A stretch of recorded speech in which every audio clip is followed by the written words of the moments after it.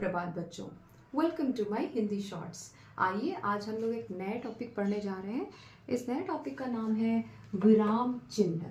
जैसे इंग्लिश में हम लोग पढ़ते हैं पंक्चुएशन मार्क्स, तो जितने भी छोटे छोटे सिंबल्स होते हैं, फुल स्टॉप वगैरह, वो सब हम लोग यहाँ पे पढ़ने जा रहे हैं।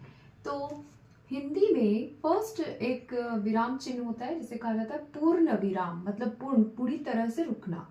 तो उसको हम लोग एक स्टैंडिंग लाइन से डिनोट करते हैं। जैसे एग्जाम्पल है, मेरा नाम राम है, तो ये सेंटेंस एंड हो गया। तो इसके एंड में हम लोग एक फुल स्टॉप डाल देंगे, यानी विराम चिन्ह डालेंगे, पूर्ण विराम। सेकंड क्या है?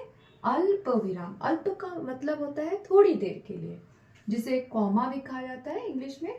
तो राम कॉमा श्याम और गीता गाना गा रहे हैं। तो यहाँ पे दो नेम है, उन दोनों के बीच में हमें थोड़ी देर के लिए रुकना है। तो इस तरह से पढ़ेंगे राम श्याम, इस तरह से, ठीक है। तो उसे बीच में थोड़ी देर के लिए, थोड़े समय में रुकने के लिए हम लोग अल्प विराम का यूज करते हैं। थर्ड जो विराम चिन्ह है वो प्रश्नवाचक। प्रश्न का मतलब होता है क्वेश्चन। तो जैसे क्वेश्चन पूछा जा रहा है, तुम्हारा नाम क्या है, तो ये क्वेश्चन पूछा जा रहा है किसी से, तो लास्ट में हम लोग क्या विराम चिन्ह डालेंगे? वो है प्रश्नवाचक। नेक्स्ट है विस्मय या विस्मय बोधक, या इसे विस्मय आदि बोधक भी कहा जाता है, जो इंग्लिश में कहते हैं एक्सक्लेमेशन मार्क, जिसमें एक स्टैंडिंग लाइन होती है और एक डॉट।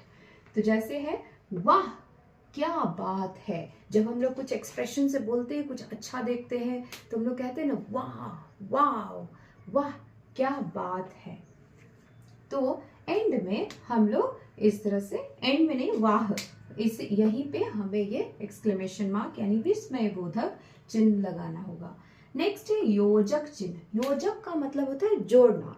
तो कोई भी दो वर्ड्स को साथ में जब जोड़ा जाता है तो इसका हम लोग यूज करते हैं। जैसे माता हाइफन पिता, तो ये हाइफन जो है इंग्लिश में से हिंदी में कहा जाता है योजक। तो माता और पिता को इस डैश ने जोड़ रखा है, तो माता पिता आ रहे हैं, प्लूरल वर्ड हो गया, यहाँ पे दोनों के बारे में बात कर रहे हैं।